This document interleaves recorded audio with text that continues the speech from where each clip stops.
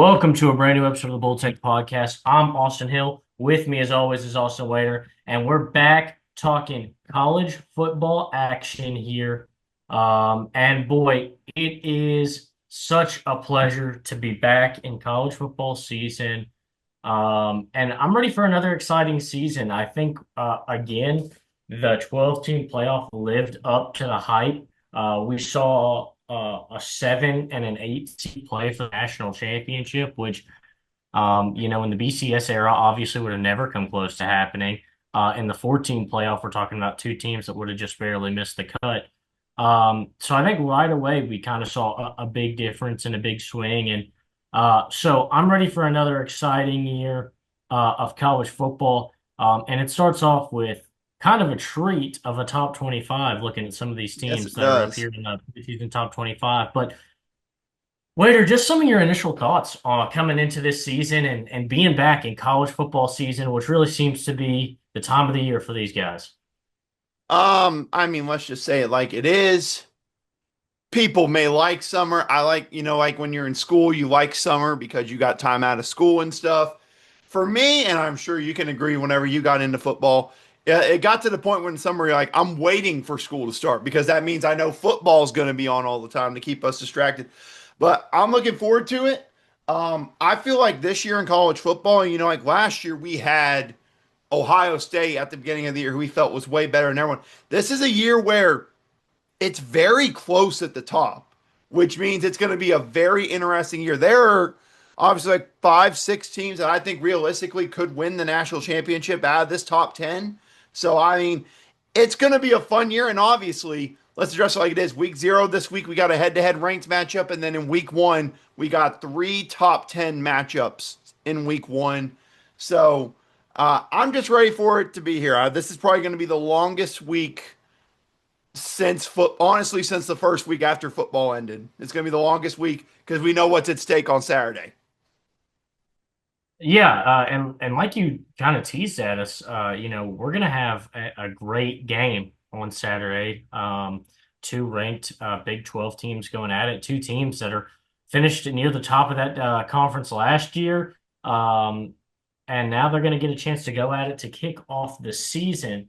So absolutely going to be a treat. We'll talk about that a little bit more later. And then obviously next week we'll talk about those big time week 1 matchups we're going to be looking at.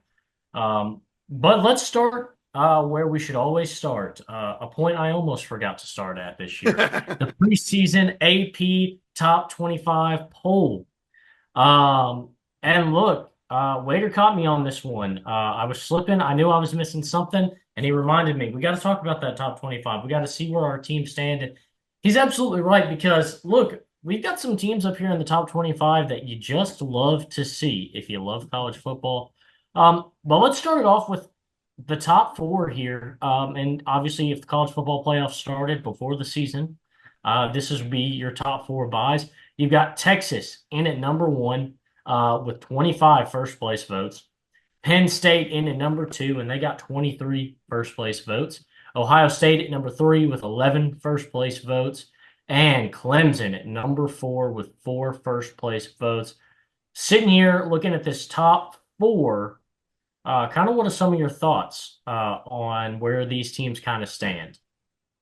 Well, when this dropped, me and you were both like, I am shocked they didn't put Ohio State at number 2 so they could have 1 versus 2 to start the season. I thought that was a given, even though I felt Penn State should have been 1 or 2, but they actually did them right here. And you talked about how close it was between Penn State and Texas at the top there.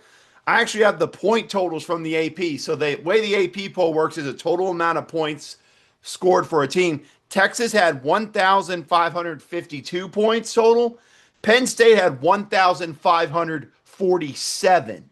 It was a 5 point difference. That's the closest margin I think. I forgot what the number was, but it was in like long time in the AP poll. So Texas, look, let's address it like it is. They're going to be a really talented team.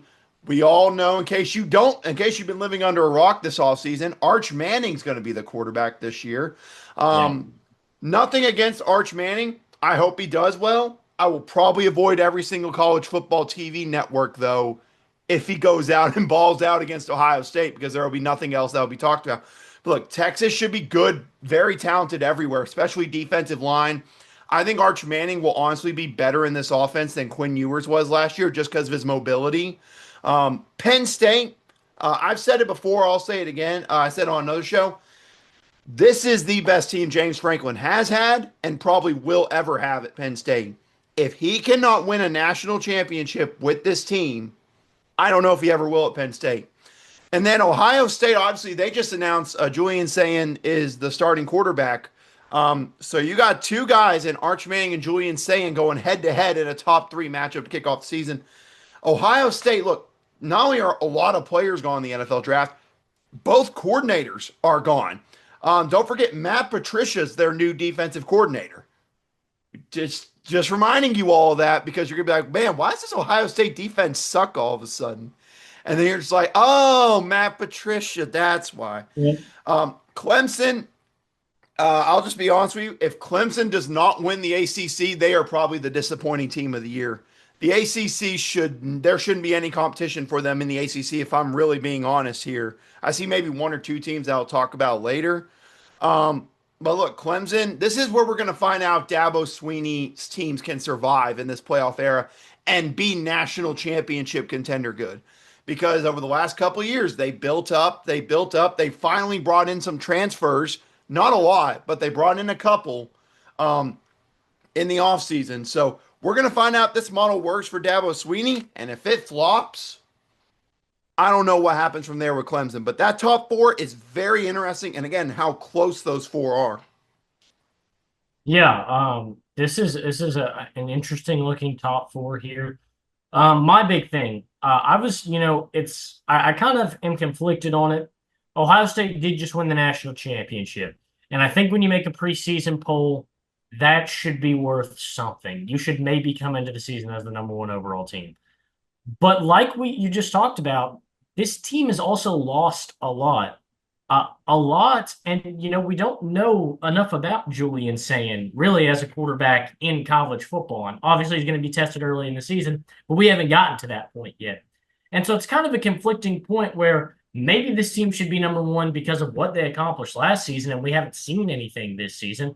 But also, maybe this team shouldn't be in the top five just because we don't know what a lot of these new faces are going to bring to this team. And like you said, it's not just players on the team, but coordinators. So what are we going to see all around with this team? I think it's hard to sleep on this team because we saw what Jeremiah Smith was able to do Yeah, last season. exactly. How much of a difference maker that guy can be playing wide receiver is unbelievable. And it's no disrespect to current Steelers legend Will Howard.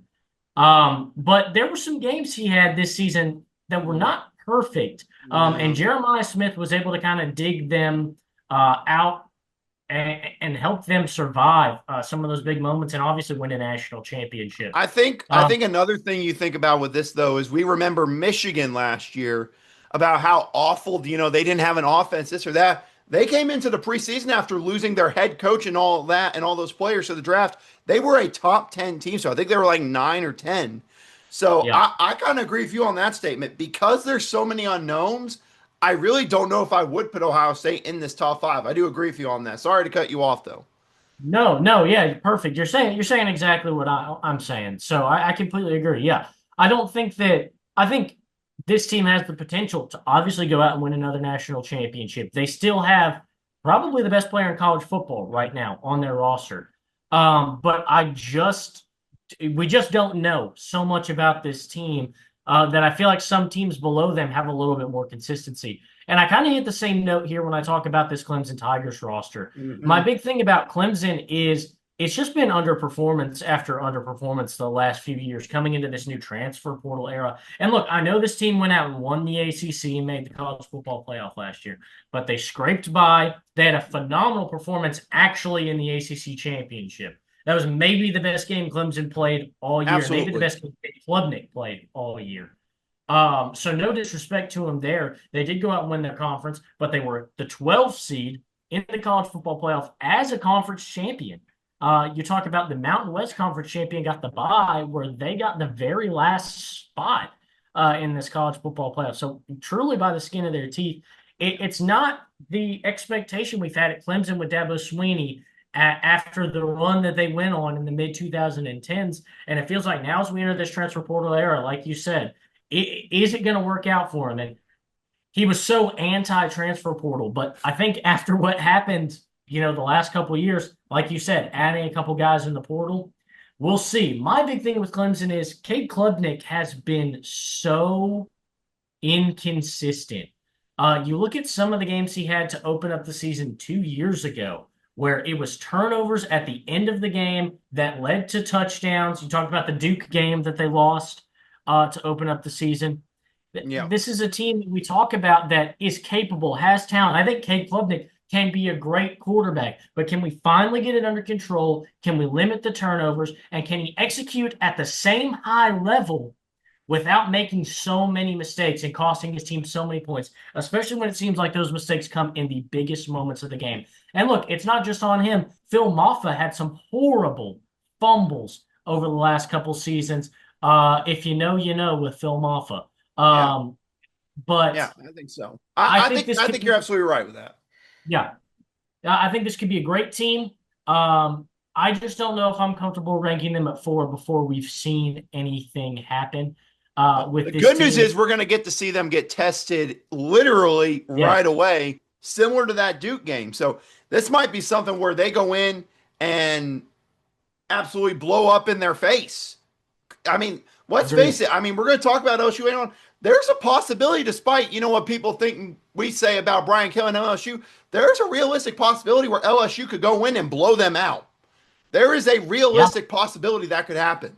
And then we're sitting here wondering, can this be done at Clemson?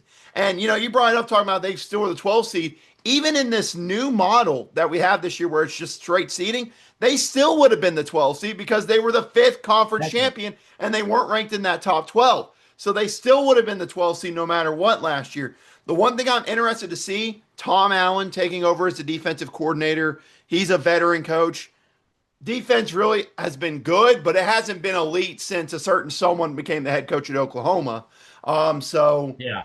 I think that's going to be an interesting year for Clemson. Again, the one thing I love about it is we're going to find out right away. That's the one thing I love about it.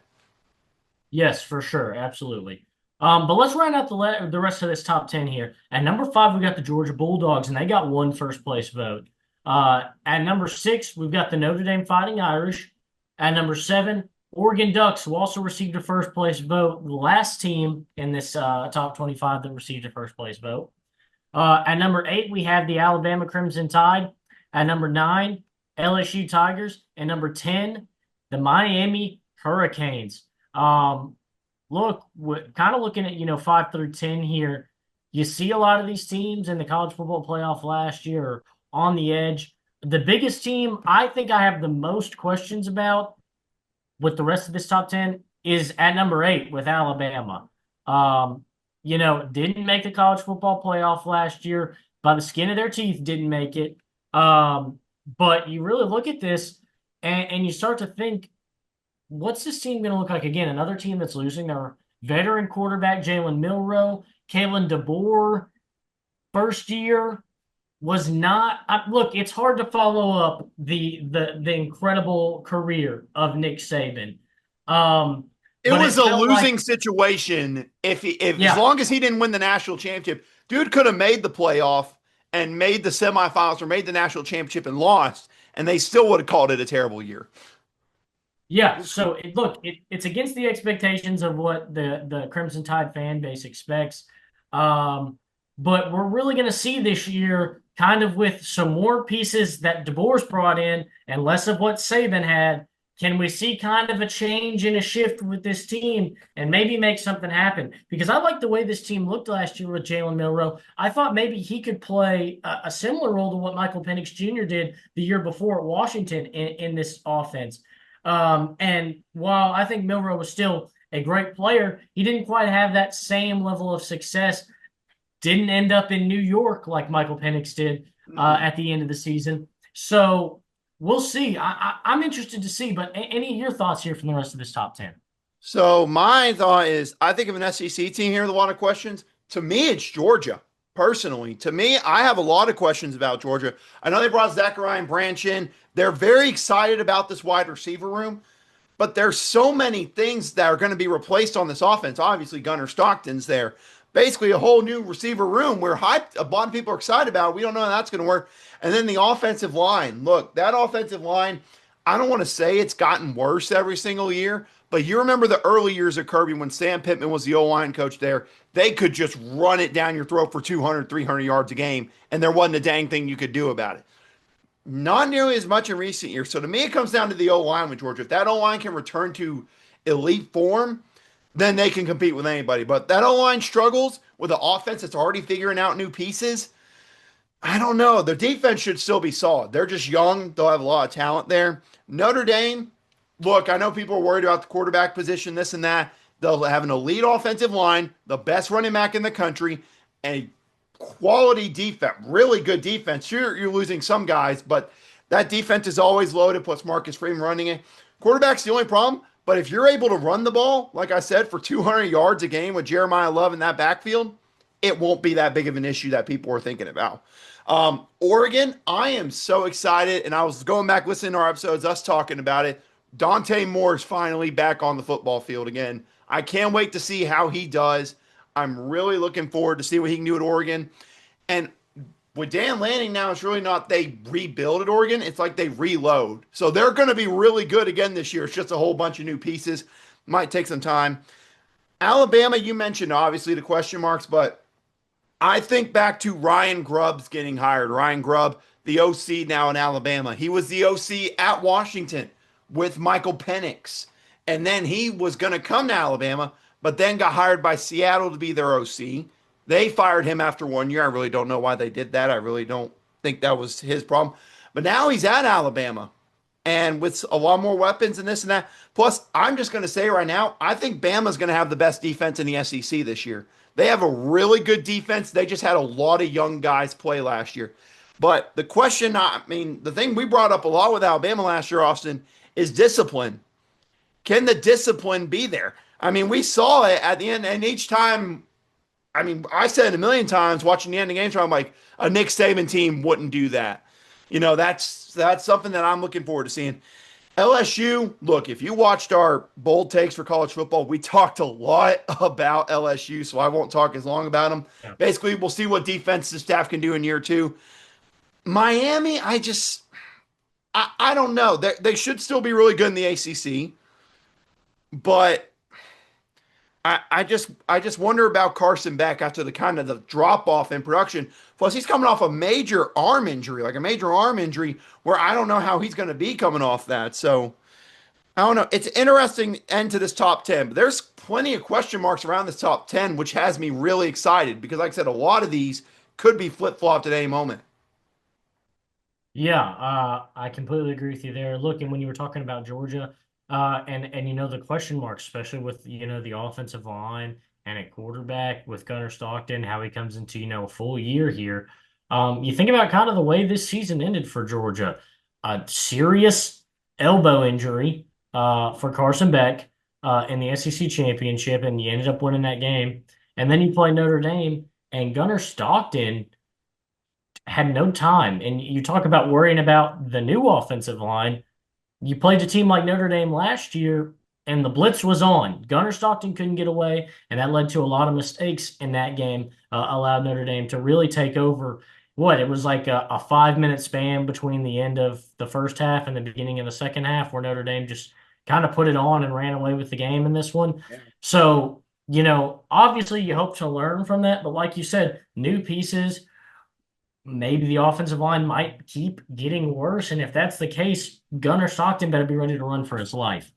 Mm-hmm. And with Oregon, we talk about the big thing with them is that while they have a lot of great pieces, again, did a good job in the transfer portal, like you said, reloading. Something to note on, even Dan Lanning himself is noting on is, we have a talented team. I'm excited, but this is a young team. They didn't get Yeah. a lot of, senior guys. This is a lot of guys, redshirt sophomores and juniors, guys that still have some time. And so he said, excited about, maybe being able to string a couple seasons together of consistency with these guys, but also it's, got to get these guys some experience in these big moments, in these big games. And so while I'm excited for this team, I think seven's a great spot for them just because it's a big spotlight for a lot of these guys coming in and, Mhm. potentially making, some of their first big starts I mean, of their especially career. Dante Moore. We were talking about him at UCLA. He was having these big Yeah. games, but they were losing. Now he's coming into a place where not only is he expected to be good, he's expected to win them 10 plus games this year, probably. So, Yeah, and you think about kind of the on the other side of the football, Dylan Diamond coming in from Purdue, yes. uh, and kind of a similar situation. This was a guy that his freshman year led the NCAA in interceptions. Then you talk about one of the top tacklers in the NCAA last year at safety, but all doing this all at Purdue. So I mean, they're just constantly getting stomped, and so now, yeah, he's going to have to come in and he's going to have to play that same brand of football. But now that needs to contribute to wins. He needs to make the big plays on the defensive side of the ball and help this team win. So a lot of added pressure for a lot of these guys coming in, even though they have some great talent. Yeah. Let's take a look at the next five teams here. We've got Arizona State at 11, Illinois at 12, South Carolina at 13, Michigan at 14, and Florida at 15. And to me, this is where a lot of the maybe surprise teams kind of start to pop up. Yeah. Yeah. There's a couple. Obviously, let's address it. Arizona State. Um, how different is the offense going to be after the way Sam Levitt finished the year? I mean, he was so confident to finish the year. I look forward to seeing what they're doing, how more aggressive they are passing the football, because obviously they don't have the great Cam Scatterboo anymore. Illinois, obviously you know more about them than me, but let's face it, if I'm correct, this is the team with the most returning talent of any Power Four team from a pretty solid team last year. So the pressure's on for them. South Carolina, look, I love Lenore Sellers. I know you do too. We loved him at the end of the year, but they lost so much production on that offense. I think losing Rocket Sanders is going to hurt them more at the start of the year than I think people realize. Michigan, look, the defense should be good. They'll run the ball. As long as they don't force a lot on Bryce Underwood right away, I think they'll be able to be an 8, 9, maybe 10 win team and sneak into that playoff. And Florida, it's interesting with them. Obviously, the way they finished the year was so good. DJ Lagway's been in a boot all summer. I really don't know what to expect with them, mainly because for like the 15th straight year, they've got an insanely difficult schedule. Where again, we saw last year a 9-3 team barely missed the cut. So you're really looking. It's like, do you see 10 wins on their schedule? I see at least 8, maybe 9. I don't know a 10th one. So for them, they'll be good. It's just about getting to that level that can get you into the playoff. Yeah, I agree with you there. And when I look at again some of these guys in here, like I say, surprises. Look at 11. I like Arizona State, and I think there's a lot to like there. Like you said, with the way they ended the season, the way Sam Levitt looks, this could be a really fun offense if he's able to kind of lean into that confidence from last year and that success from last year. Jordan Tyson will be back. Mm-hmm. And I think that's going to be maybe the most exciting 1-2 punch to at least start the season here in college football. A guy that they dearly missed in the college football playoff. And imagine how different that narrow finish could have been against Texas had they had their number one guy out there. Absolutely. But when you look at number 12 and down, this is where I kind of start to see some surprises here. Not necessarily that I don't think these teams are top 25 caliber, but it's going to be about what we see from this team in the season that decides, if they stay here, not just in this top 25, but in this top 15. You talk about Illinois, like you said, a lot of returning talent. This was a great team last year. Offense was a surprise, and the defense was one of the best defensive units in the country, forcing turnovers left and right. Had an exciting season. So Bielema can tap into some of that again and really get this team going. This is a team that might challenge some of those big dogs in the Big Ten. I'm not going to say win, but they could really play some of these teams So, close, especially you think about meeting up with Ohio State early in the season, a team that'll still be trying to figure itself out when those two match up. Could be a chance to, stun the world and make something happen there. But, it's about can this team reach kind of that ceiling? But then you start to look at South Carolina, Michigan, and Florida. And for me, when you look at these teams, three young quarterbacks, You saw Sellers and Lagway show a lot of upside last year, and Bryce Underwood just has that hype coming into this season. Obviously, as a true freshman, it's going to be interesting to see kind of where these teams end up. I think when you think about these quarterbacks playing at their very best, if they're all at their ceilings, then these teams are obviously championship contenders. But what are we going to see? They're still young. You're talking Exactly. about Lagway is going to go into his first full season as a starter. Sellers is only going to go into his second season, and Bryce Underwood is going to be playing his first college football games ever. So they've Yeah. still got some time to develop. But these teams, if these guys can get off and running, they're going to obviously be exciting pieces in college football. Uh, I'm really excited. When I just talk about, especially thinking about Sellers and Lagway and kind of what they did last year, these are two really exciting guys that play in the SEC. The SEC's got a lot of exciting young quarterback talent this year. Hmm. It's kind of fun to think about the matchups we're going to get week in and week out at quarterback. We're going to see some real duels in the SEC. Yeah, I'm looking forward to seeing each one of those go head to head. Unfortunately, Lagway and Sellers don't play this year, which is kind of a shame. But I mean, there's a couple of guys we're going to talk about down the line here in this SEC. And guys, we didn't even mention Garrett Nussmeier, and that offense is going to be tough to beat. A team we talked about, number 9. So the offenses in the SEC. Listen, I know I'll talk about the SEC, maybe not the deepest, but this year, in terms of talent at the quarterback position, I really don't know if there's a deeper conference in college football than the SEC. I completely agree with you. I think you got a lot of guys flashing high upside and getting people excited. And that's why you see so many of these SEC teams here in the top 25 this year. Is just the sheer amount of talent and the high expectations of guys at quarterback position. Then at number 16, you've got SMU, number 17, Kansas State, 18, Oklahoma, 19, Texas A&M, and 20, Indiana. Look, you see a couple of those teams that were our big surprises last year in Indiana and SMU who made the college football playoff. And now is a little nod to those teams and what they might look to achieve this season. They find themselves in the top 25. Yeah, SMU, I worry. Again, this comes down to them and Indiana talking about this list. We all watched round 1 of the playoff last year, and some people were like, SMU shouldn't be in, Indiana shouldn't be in.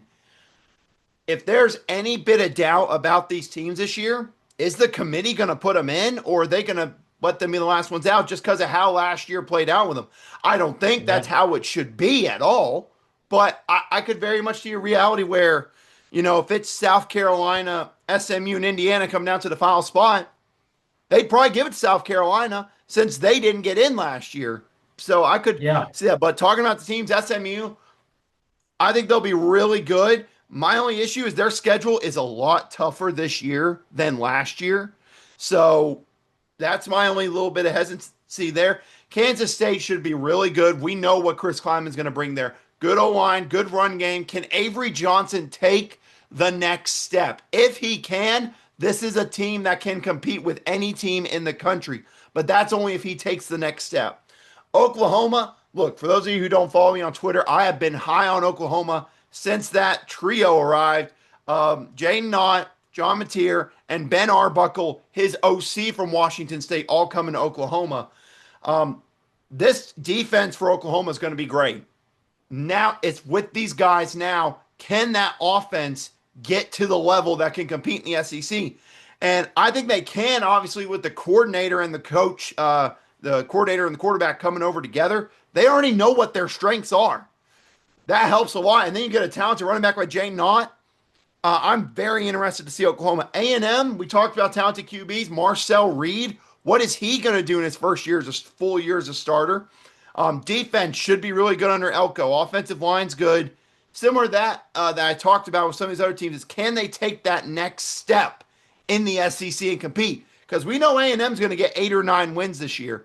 It's can they get to 10 wins? Can they get to 11 wins? That game against Notre Dame very early on will be a tell sign for what they could be this year. In Indiana, listen, I know people are kind of curious. They have another solid, pretty easy schedule, at least in their mind.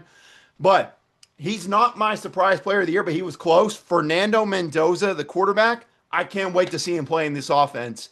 He might be more talented in this offense than Curtis Rourke was last year at Indiana. So I look forward to seeing it. So this is an intriguing bunch here at 16 through 20. Yeah, obviously a lot of excitement, like we hit on with SMU and Indiana. But talk about Kansas State, like you said, Avery Johnson, man, this guy's exciting talent. He's been an exciting talent the last 2 years. Like you said, ready to put it together and really push this team over the top. It's about the decision making. He's a great player and a great athlete. Let's see if he can refine that decision making and start making those Mhm. veteran decisions that you expect a guy going into his third year at quarterback to start to make. And if he can cut out some of those silly mistakes, you talk about the play last year where it was near the end of the half and he should have thrown the ball away for a chance to kick a long field goal to maybe extend that lead. And instead, he runs all the time off the clock and runs out of bounds and, Yep. just kind of completely blunders it. Well, look to see maybe some of those mistakes be limited. And if he can start to cut those down, yeah, Kansas State's got a real good chance this year winning that Big 12. Uh, and then you talk about Oklahoma. I think on paper, this is the best offensive unit in the country. You just look at the talent, the excitement, what this team can do. This is going to be a fun group to watch. It's a matter of execution. Mm. Can this style of offense and this style of play from transfer from Washington State all the way down to Oklahoma, where you're going to be playing in the SEC, where you're going to see the best of the best on defense, and then can Jaden Ott not only thrive in this offense, but can he also withstand the wear and tear of playing running back in the SEC? You got to be physical. You got to be tough. Like I said, these are going to be some great defenses you're going to go up against. Can you stay strong? Can you stay tough? On paper, one of the best offenses in the country, maybe the best offense in the country, but can they put it together on the field and execute? And with Texas A&M, kind of what I was just saying about Avery Johnson. Look, Marcel Reed, the athleticism and the running ability is there. Passing the football, can we make a Mhm. lot less mistakes? That was Yeah. the big problem for Marcel Reed was the interception. Look, he's got a great arm. Can he start to make the big decisions that can help lead this offense, like you said, to 10 wins? He's got the talent. Look, I think the difference in the Notre Dame game last year and the Notre Dame game this year is confidence at quarterback. Weidman, he just did not have a great game against Notre Dame. He did No. not play good. Marcel Reed offers a lot more of a challenge to the Notre Dame defense. Not that they're That's not very true. capable, but it's a lot more to think about. And if he can take advantage of that, they can put them in bad spots and he can make some big throws. This is a team that could really win, like you said, 10 games if, and really push themselves. But they've got to grow up. It's a team that's got to grow up. So a lot of excitement there. And then let's round out this top 25 here with Ole Miss at 21, Iowa State at 22, Texas Tech at 23, Tennessee at 24, and Boise State at 25. Thoughts on these last five? So I'll be honest, I'm shocked Ole Miss is this low. Mainly just because I thought that they would have him high for Kiffin. They lost a lot of talent, but I have heard so much buzz about this QB, Austin Simmons, they got coming up. I don't know if he's going to be any good, but the what I've heard about him is everyone expects him to be even better than Jackson Dart was in this offense. So we'll see there. But with Kiffin, them, it's all about the defense. The defense was actually solid last year, but just some games that were very winnable, they didn't win. Kentucky and Florida were games that they should have won. So I think there's that. Iowa State, another team I think is going to be competing in for that Big 12. They should have Rocco Beck back. They got arguably in my opinion, one of the most underrated coaches in college football ever in Matt Campbell there. So I think they should be a really good team, compete there with Kansas State and Arizona State. Texas Tech, on paper, this is the best team in the Big 12. On paper. The amount of talent they brought in, they have embraced this NIL era, Austin, and they have brought in so much talent on that defensive line, especially that their starters from last year on the defensive line are now running with the twos and the threes because of the amount of talent they brought in. So on paper, they're the best. Can we actually see it turn into on-field success? Tennessee, we talked a bit about them. It comes down to how good are these guys that are going to be replacing some of that talent on defense and in that running back room. That's what it comes down to. And then Boise State, if the playoff was to start today, this would be the group of five team in there. Obviously, can Maddox Madsen take the next step? Are they going to ask him to throw the ball more? Are they going to stick with that offense and try to find the next Ashton Genty? I really don't think you'll find the next Ashton Genty because it's going to be hard to find another one of those guys ever. but we'll see what he can do throwing the football. And I talked about with A&M, they have a game at Notre Dame that's on national television. If they want to compete for that group of five spot, they need a good showing in that game because we remember when they went to Oregon early in the season last year, they lost on a walk-off field goal to the team that was the number one overall seed. That helped them with the rankings a lot. If they go in and play Notre Dame close and Notre Dame's a top five team, that's going to help them. But if they go in and just get humiliated by Notre Dame, that could be a reason to keep them out and give another group of five team an opportunity. Yeah, completely agree with you there. Look, you talk about Ole Miss, and I'm with you. A bit surprised by Ole Miss, but I'm not worried about this team at all. Look, I'm hearing the same buzz about Austin Simmons. He looks exciting. And look, here's the thing about Lane Kiffin. You can just kind of trust when he thinks he's got his guy, usually those guys turn out to be pretty Mm-hmm. all right. I Yeah. mean, the run he's had of late with Corral, Dart, and now going into Simmons, Corral and Dart were pretty darn good in this offense. So I feel like when he gets his guy at quarterback, they've got a guy that's going to make big plays and be successful for him. So I don't think you can count this team out or what Austin Simmons can do. Uh, with Iowa State, this is the team I really, really like in this Big 12. 22 feels a bit low, but I think they're going to make some noise. Texas Tech, a lot of the same things with you. It's a great team. Can they put it together? That's my big question. We've got a great team, but I think 23 is the right spot for them. We haven't seen these guys all Exactly. get on the field and mesh yet. So what are these guys going to be able to do? Tennessee, a lot of question marks. A very talented group, a lot of question marks on the Boise State. I really like the look of this team and being at the top 25. That's going to put some pressure on you. But look, I'm expecting Maddox Madsen to step up and make some big plays. I think it was a big grow up and learn from yourself game against Penn State in the college football playoff. And I think that's going to turn him into an even better player coming into this season. I think Boise State's going to be a team to watch out for. But look, with talking about this top 25, that gets us leading in to start making some of these bold predictions that we've become so famous for. So Yep. look, let's start talking about conference champs and let's go in alphabetical order. Let's start with the ACC. Who do you have winning the ACC this season? So are we doing this conference champs and worst team as well? Or are we doing worst team after this? We'll do worst team after this. Okay. All right. Gotcha. My ACC championship, I've got Clemson. And then this ACC, it feels like there's a bunch of wide open spots. Now I'm going to go with the team that I feel the most confident in and have a chance. I'm going to take Georgia Tech to make the ACC championship. A lot of talent's coming back. They have been gotten better and better every single year under Brett Key, running the football. Haynes King will be back tomorrow. That's going to be a good run game, a great offense. And in the ACC, I'll be honest with you, their schedule, they have two games that I don't think they'll be favored in. They host Clemson week 3, which could really be a turning point for them this year. And then they play Georgia in a neutral site game. Don't ask me why it's a neutral site game. I hate that it's a neutral site game.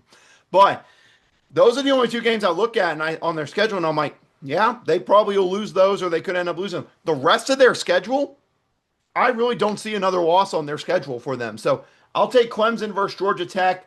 And ultimately, the end of the day, I'm going to give the edge to Clemson in that, mainly just because, again, I really don't know if there's a team that could topple them in the ACC championship at the end of the year when they're playing their best football. I think Georgia Tech could beat them early in the season, but come time they play in the ACC championship, I'm going to take Clemson.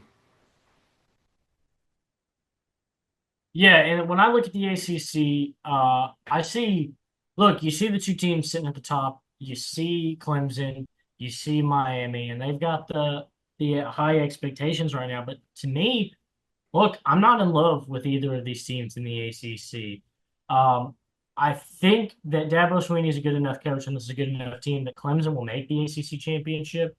But I'm not so confident in Miami this season. I think that second spot could really be wide open in this ACC. And I'm going to go with the team making this championship that I'm really in love with, kind of looking at coming into the season. and that's a Pitt Panthers. I really like the That's who I progress was this team choosing. I was made. choosing between Georgia Tech and them. I love that pick. I love that pick.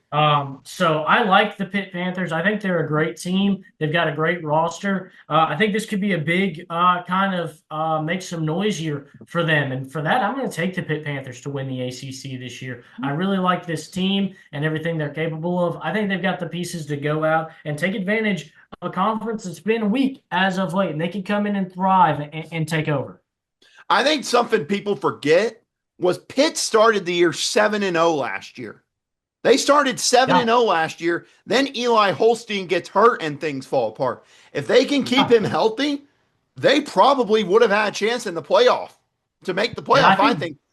Absolutely. I think Desmond Reed steps up this year, their running back, to help take some of that pressure off Eli Holstein Mm-hmm. and can help keep him a little bit more healthy. Absolutely. I think so. So I was choosing between Georgia Tech and Pittsburgh for mine. So I'm glad to see me and you again. No matter what the year, it doesn't change. We basically think the Yeah, same with this. it's the way it has to be when you do this show together for so long. Um, you just have no choice but to think the same. So now let's get into the American Athletic Conference. And what do you think the conference championship is going to look like in the American? So, at the end of the day, I know Navy is a fun one. I've heard a lot of people talking about. I think Navy has a chance. The end of the day, though, I went with one that I think will be there, even though I think there's questions about the new quarterback. Memphis, I think gets there again. Memphis just a talented team. I think a team that could potentially beat Arkansas when Arkansas goes and plays them at the Liberty Bowl. Um, the team I got on playing is a team that I have grown to love over the past couple of years. That I'm hoping this is the year that they make the freaking jump in South Florida. They have gotten better each year. They finally are getting more experience under their belt. I'm going to take South Florida to make it. And you know what? They can win it this year. Give me South Florida Bulls to win the American Athletic Conference in this. I think Alex Golsh, what he's done after this year, he will probably be the biggest candidate for a power four job that becomes open because of the job he's done in South Florida. People got to remember they were 8-37 before he got there. Like over the last couple of years, they were 8-37, and he's had two winning seasons at South Florida to start there. This is the year they make the big jump. Yeah, to me, when I look at this American Athletic, I think the big team to me that I think is kind of the team that everybody's putting in this conference championship is the Memphis Tigers. With you, I think that there's no way that at least coming into this season that they don't make it. And then I like them actually facing off against another team we've seen as almost a staple of the conference championship over the last couple of years, and that's the Tulane Green Wave. I Mm. think coming in these two teams could match up and have a big game. But at the end of the day, I'm going to take the Memphis Tigers to come out and win the American Athletic Conference uh, and take this conference. I like it. I Let's like move on again. I to think they're a really yeah, good team. They've recruited really well at the high school ranks. That's what's helped them a lot at this level. agreed. So let's take a look at the Big 12 and what do you think is going to happen there? Is there any? Why are we even attempting to predict what's going to happen in the Big 12 this year? Agreed. I don't think anybody in the United States of America could have been more wrong about the Big 12 than we were last year. I mean, and that's not us. I meant like every person that made predictions last year. So, Yeah. um, I will tell you this. I'll give you my sleeper team in the Big 12 that I don't know if they'll make it, but it's wild that they're a sleeper just because they had one bad year. Keep an eye on Utah. Utah's won Devon Dampier's coming over from New Mexico as well as their OC. Dampier could be electric. We know what that Utah defense is going to be under Kyle Whittingham. But what can he do in that offense? They're one that I would not be shocked at the end of the year if they're playing in the Big 12 championship game. But my Big 12 championship this year, I made the mistake last year going with the safest pick, and I did it again. So no regrets here. I got Arizona State versus Kansas State here. It's just, I think these two are such the class of the conference. I think you're going to see a big improvement from Kansas State. At least I think so. We'll find out this Saturday for sure. But I think at the end of the year, honestly, Arizona State, with the confidence they gained, I remember going into the Big 12 title game against Iowa State. Me and you were both wondering, man, they're kind of injured going into this game. No Jordan Tyson. How are they going to do going into this game? and then they just throttled Iowa State. It was never even a game.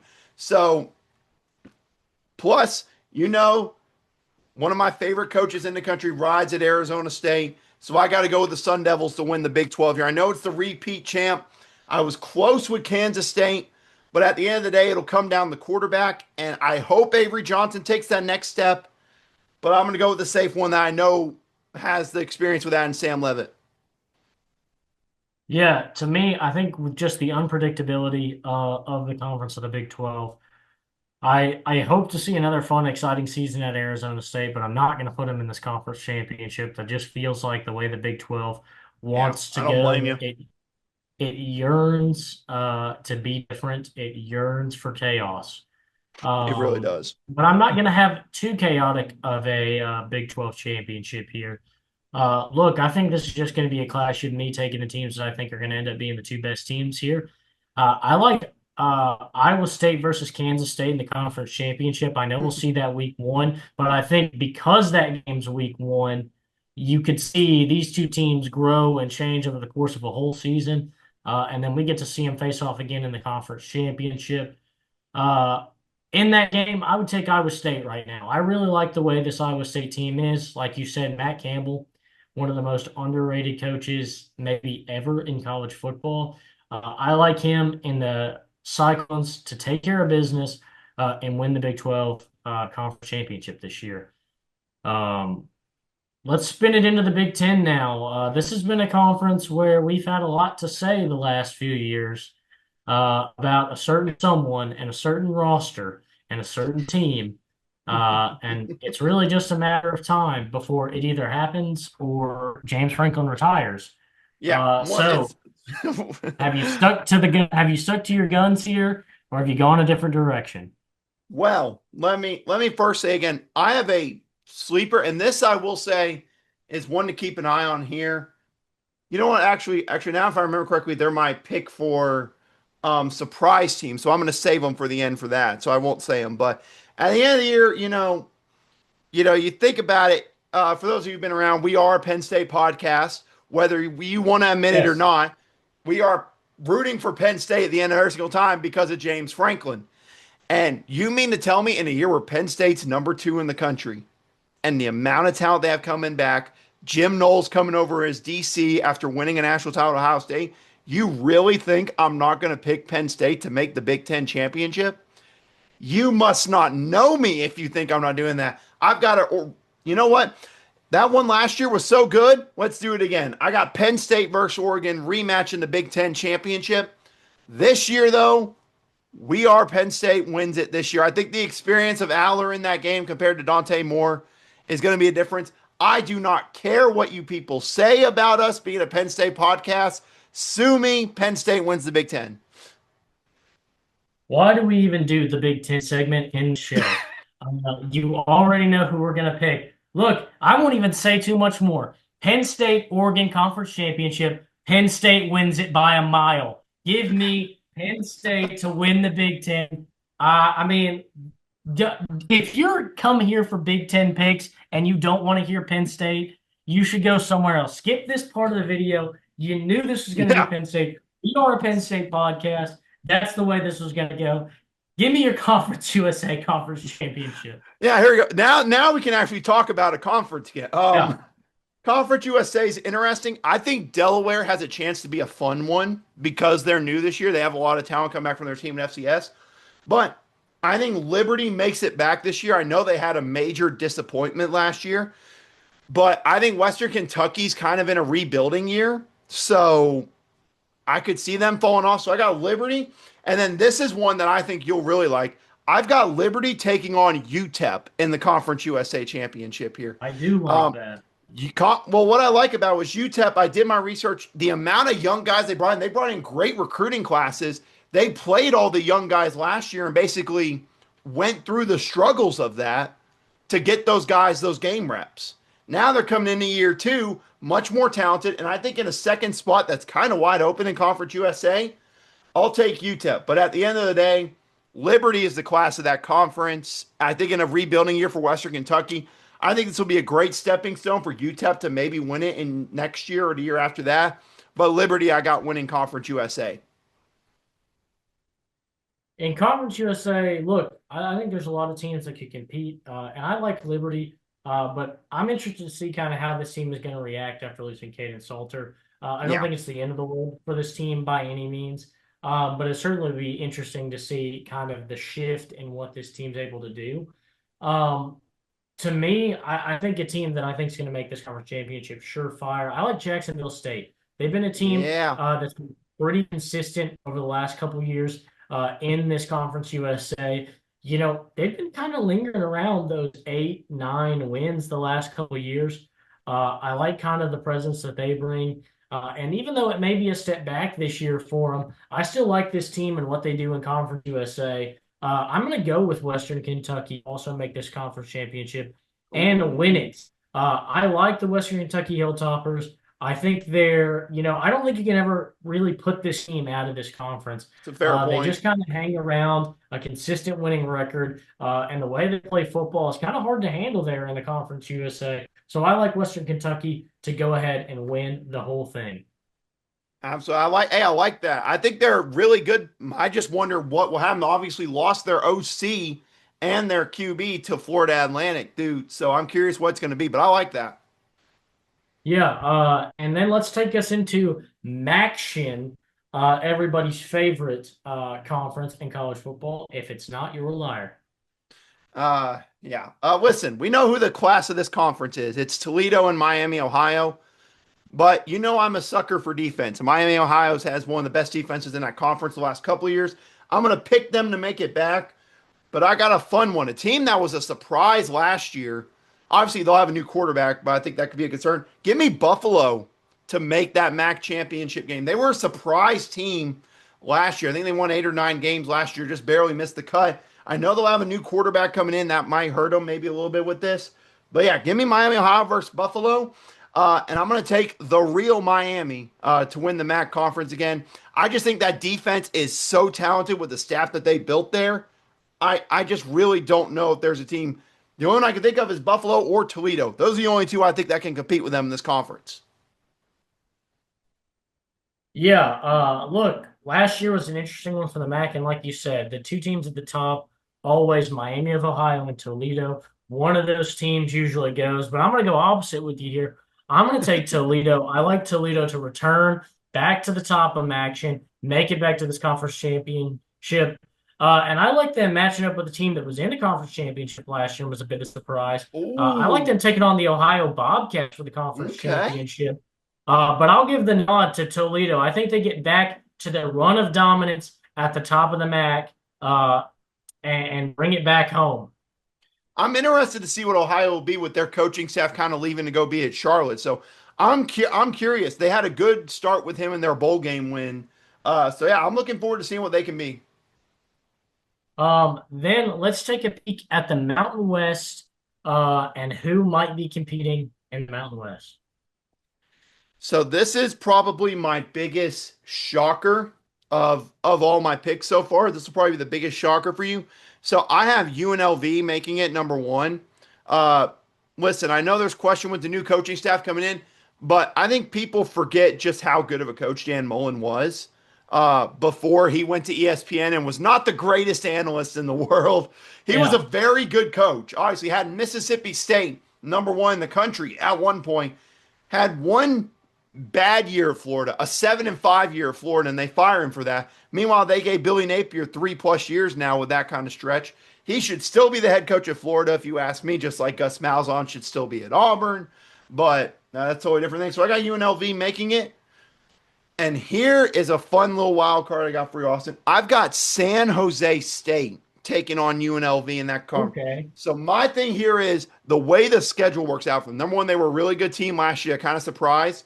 But regular season, Austin, they don't got to play UNLV or Boise State in the regular season.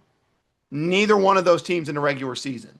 So therefore, I think that Wow. they, with the amount of talent and the way they played last year, I think you'll see them make it and get to this conference championship. But the more talented team is UNLV. I will pick UNLV to win the Mountain West. Yeah, that's my first kind of stunner.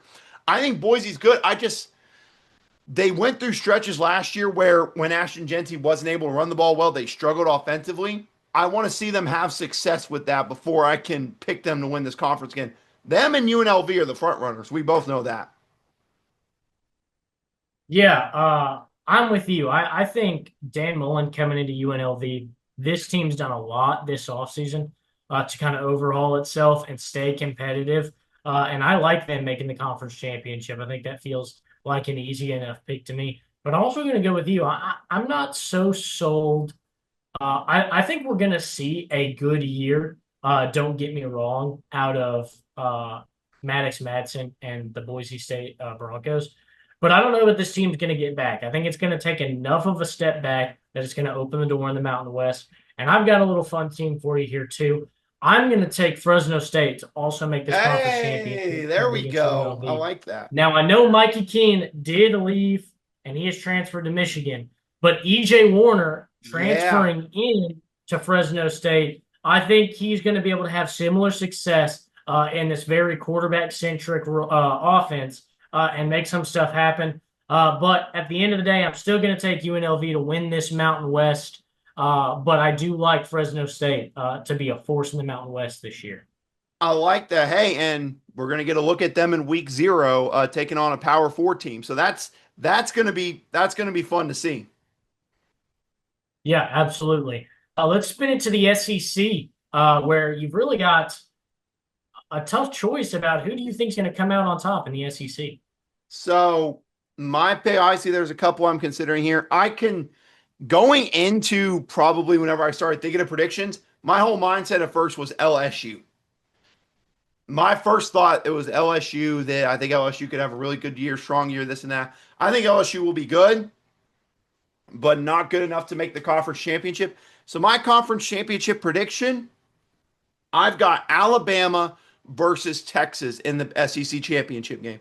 I'm high on this Alabama defense. I am high on what Ryan Grubb can do at Alabama. They can win in so many different ways. I know the questions about Ty Simpson. Look, similar to when they had Devontae Smith and Mac Jones as quarterback, if you get it into your star players' hands, the rest will follow suit. Plus, Alabama's had a lot of success with quarterbacks that were, I don't want to say game managers, but weren't the most elite. Greg McElroy, AJ McCarron, anybody. So I'll take Alabama there in Texas. I mean, it's just talented. Listen, I know I'll talk about Arch and some people overhyping it. I think they'll be good enough. They will make the SEC championship. But I've got Alabama winning the SEC. I got them taking down Texas in that SEC championship. So it's weird picking Alabama as kind of a shocker pick, after all the years of dominance in the one Yeah. year last year. But yeah, I got Alabama taking back the SEC this year. I just think those new additions plus more growth from the players that stuck around. Yeah, I'm going to take Alabama to win the SEC. Look, to me, I look at the two teams I think are going to have some success. Look, obviously, I like Texas. I think I like the way this team looks. I think they're going to compete. I think they're going to make it back to the SEC championship. And look, when I think of consistency, and even with all the question marks, I can't ignore the Georgia Bulldogs and everything they've done. I think Yeah. Georgia finds a way back into this conference championship. We get a rematch of last year, but similar to my Big Ten pick, I think we flip flop and we get Texas to win the SEC, and they continue a miracle season. Yeah, I like that. I mean, that's Texas is the front runner here, and you remember all the talk whenever they joined the conference. By man, Texas, this isn't going to be easy for you coming into the SEC. Literally made the SEC championship their first year, made the playoff, and I mean, if they're not in the SEC championship this year, it'll be a major shocker. Agreed. Let's spin it to our last conference here. We've got the Fun Belt, everybody's favorite. Who's going to take it? So there's a couple I was considering. Old Dominion was one that is like probably the sleeper one I think in the conference. But at the end of the day, I went with probably my favorite team in the conference and my favorite coach, Texas State, led by Jay Kinney. I really like him. Coach Kinney's done a really good job there. Taking on Georgia Southern and Clay Helton. They built a really solid team there. They just really haven't gotten to that next level. I think this year you'll kind of see that with them. But at the end of the day, I'm going to take that Texas State offense. It's such a high powered offense. No one in that conference, I think, can keep up with that, maybe other than James Madison. So, yeah, I'm going to take Texas State to win the Fun Belt this year. Give me them Bobcats. I like it. I'm going to go ahead and take the team that won the Sun Belt last year and put in Southern Miss.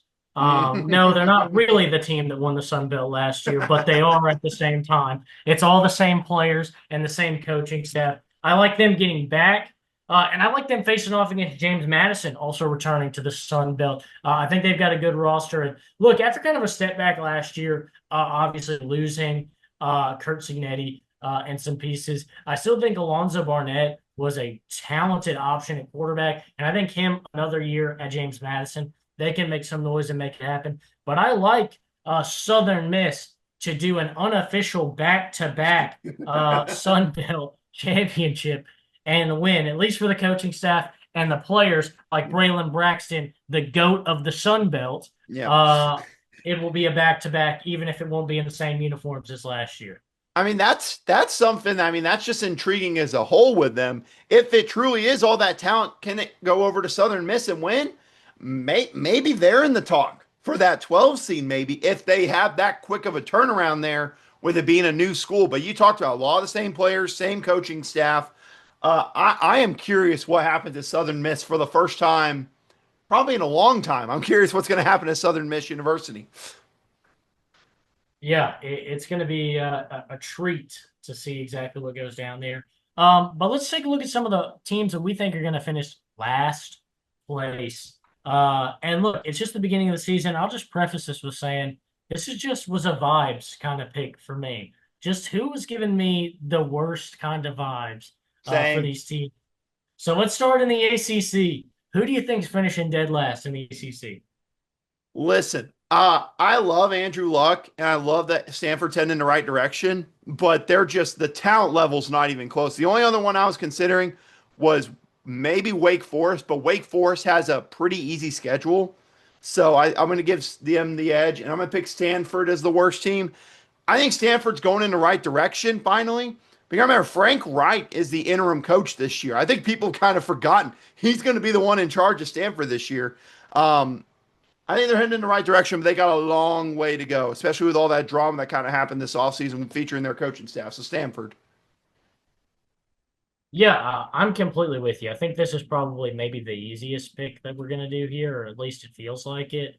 I think that Stanford is the worst team in the conference. Like you said, I think they're taking steps in the right direction.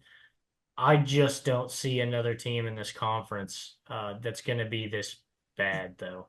Yeah, I know some people want to say Virginia, but I'll tell you this: I see Virginia potentially winning 8 games this year. They avoided the top 4 teams that finished 1 through 4 in the conference last year. None of those teams are on their schedule this year, so I could see a year where Virginia gets 7, 8 wins. But I mean, are they even close to talented enough to do that with a normal schedule? Probably not. But based on the schedule, I don't think they're going to be the worst. I agree with you. I mean, that makes sense for Stanford. All right, let's take a look at the American Athletic Conference and a lot of changes up and down. We've talked about the top. Who's going to finish at the bottom of the American Athletic? This is one kind of like you said, going off of vibes. This has been a disaster hire since it happened. So I'm going to pick UAB with Trent Dilfer there. Um, I still Yeah. don't know how he got a head coaching job at the Division 1 level with only being a head coach in high school. I get he won a Super Bowl as a quarterback. Yet he's also the only quarterback ever in the NFL to win the Super Bowl as a starting quarterback and then not return to the team the next year. So it's not like they were winning because of him. So, but they have just been a disaster. This feels like a year where it just might all bottom out for me. So I got UAB being the worst one. Yeah, for me, I think, we talked about this team making some changes. I don't know where I stand with this team. Give me Charlotte. I just don't know how I feel about Mm, Charlotte. I think they're that's going to fair. take some steps back here and drop down to the bottom. But again, more of kind of a just the vibes aren't feeling right out in Charlotte. Absolutely. Take us to the Big 12 where there's chaos and pandemonium and just everything you could think of. Listen, there's chaos and pandemonium in the Big 12, but only one team in this conference has Alex Grinch as their defensive coordinator, and that is the UCF Knights. So didn't make it a hard pick for me. Alex Grinch, we know what terrible things he has done to defenses at all Power 4 levels, and now he's going to do it to UCF. Remember, ladies and gentlemen, when in doubt, bet the over on total points for the opponent against UCF. Yeah, I mean, in a world where we're just going off the vibes, I did not see multiple matchups here, but yeah, I've got the UCF Golden Knights. I mean, Alex Grinch is a sorry excuse for a DC. Look, and you I feel talked like about just the, me and you with zero experience could do just as good of a job as he does. I agree. I mean, tackle, that seems like it's the basic part of playing defense, and it is non-existent in Alex Grinch's schemes. So yeah, I don't know how you expect, and not to mention all the turnover with guys leaving, guys going to the Right. draft, Scott Frost, changes yeah. in, yep, changing in staffing. I don't see UCF being competitive whatsoever in the Big 12 this year. Take us over to the Big 10. Who's going to finish dead last in the Big 10? So I love Barry Odom. I hope he does a fantastic job. But with the biggest turnover of any school really in all of Division One, I just based on the vibes, I'm going to put him there. I know some people say Northwestern. I actually think Northwestern will be kind of solid this year. Um, but I'm going to say Purdue, and it's nothing against Barry Odom. I'm sure Barry will do a good job. But like I said, whenever he got hired for the job, it is easily the toughest place in the country right now to try to have success in football. Yeah, I agree. But I'm going to go with another team that I think has just had absolutely no success since they made their coaching hire a few years ago. And that's the Wisconsin Badgers. I think they're going That's to a finish good dead one. last. I almost picked them. I like that. Look, I like Luke Fickell personally as a head coach. He was a guy I really wanted to come to Notre Dame when Kelly left, but it has just been a nightmare pairing between him and Wisconsin. And I just haven't seen anything that makes me think this team is going to bounce back or make any changes anytime soon, especially with how tough this Big Ten has gotten. I think they're going to take even more steps back and fall to the bottom of this Big Ten. Yeah. Let's get into the Conference USA here, who's taking on two new teams to the FBS. Um, I'm going to say this. It won't be one of those two new teams that'll be the worst. I got Kennesaw State.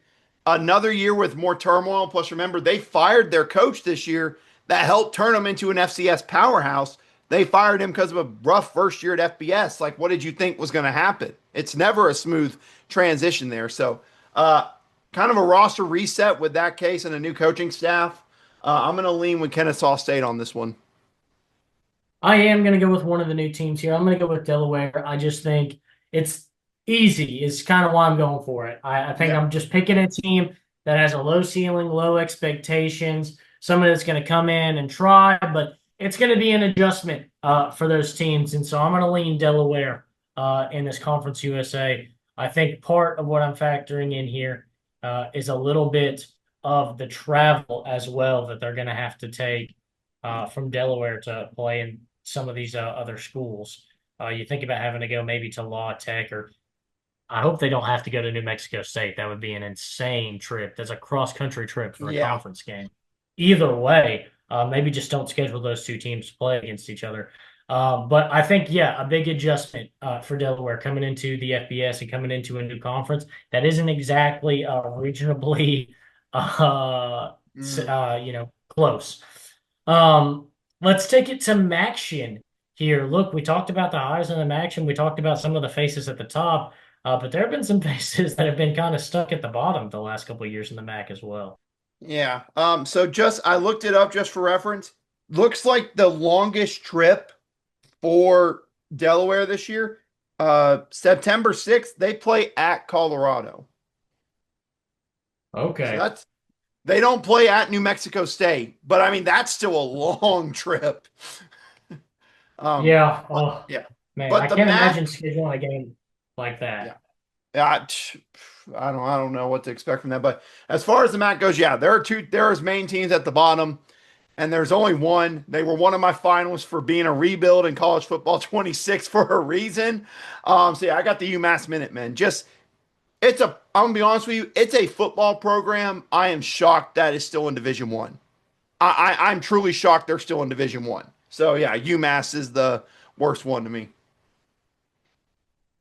Well, you can lean UMass. You can go Kent State, who hasn't won a conference game, and I don't know how long. They didn't win a game at Yeah. all last year.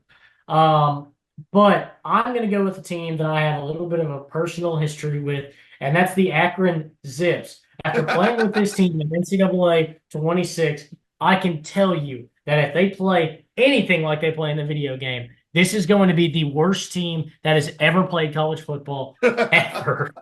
So I'm sorry, Akron. I have love for you, but in this particular moment, I think you might be the worst college football team that's ever been assembled. And that is extremely personal bias with a video game that has nothing to do with real life. Hey, Uh, and don't forget they also have the drama where they're not even eligible for a bowl game this year because of the bad grades. yeah. So I mean that does not help anything. It But if doesn't. you cheat to win a national championship, slap on this. Uh, not the grades aren't important, but I think we can all say maybe playing fair is also just as important. Regardless, let's get into the Mountain West and kind of talk about who's going to be at the bottom there. The thing I got to look at with the Mountain West here is I think it might be a little weaker than it's been in the past couple years. I think that's why we're seeing some of these teams at the top kind of flee towards the Pac-12. Yeah. Yeah. I mean, this is the last year really with the original Mountain West before some of the new teams come over. Is this is a team that was fun last year, but they lost so much players, their whole coaching staff. They're basically starting over. I got New Mexico as the worst one in the Mountain West. They're just basically starting over. I feel bad for them because of how much fun they were as a 5-7 team last year. But it's starting all over again after Bronco Mendenhall left after 1 year. So yeah, I'm gonna take New Mexico to be the worst one. I'll match you again. Look, a lot of reset, a lot of change. New Mexico is going to be at the bottom of this Mountain West this year. Yeah, so, I think that's easy to see for a lot of us. yeah. Let's take it into the SEC where there's a lot of good teams at the top, but there's a fickle few at the bottom who might not be so good this year.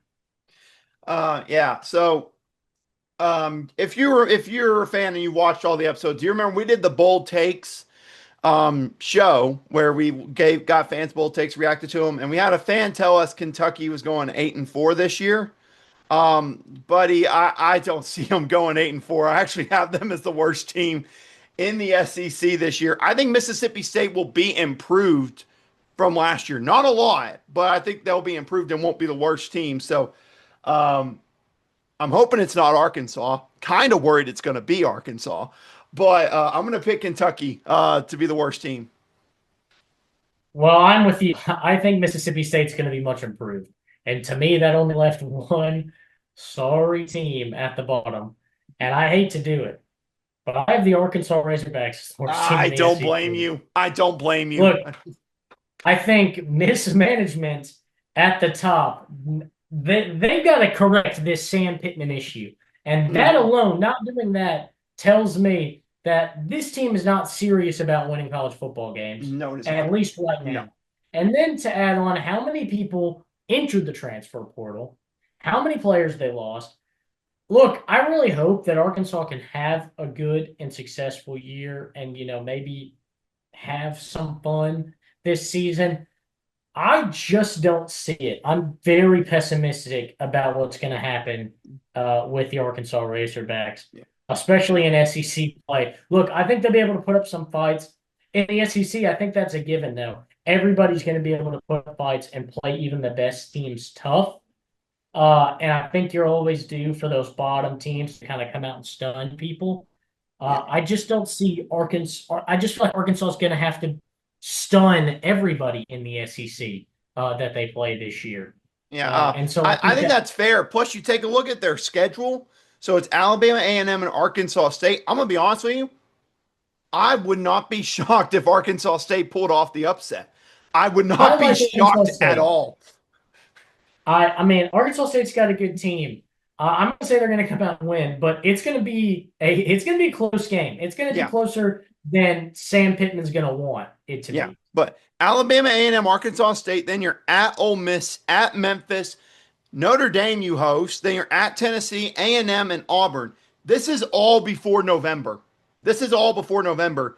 And then you still got to play Mississippi State again, who we talked about should be improved. Then you're at LSU. You're at Texas, and then you play Missouri, a team that you haven't beaten since 2021. So there's a part of me that in this first part of the schedule, if they struggle, this could just fall off a cliff bad with those teams at the end of the year. So if they end 3-9, 4-8, I would not be shocked at all because of the way that schedule gets really difficult in those final four games. Yeah, it's not gonna be easy. No. Um, Finally, let's talk Sun Belt. Worst team in the Sun Belt. Who do you think it's gonna be? So I don't think they're going to be the worst team, but for the things they did at the end of the year, they're going to be my worst team. It's Marshall. Let's just get that out of the way. That's There's fair. so much turnover there. I don't know what's going to happen. You know, obviously, if I'm being really honest, ULM is probably the one I'd consider, but General Booty's the quarterback there, so I'm not going to pick against them. So I'm going to pick Marshall.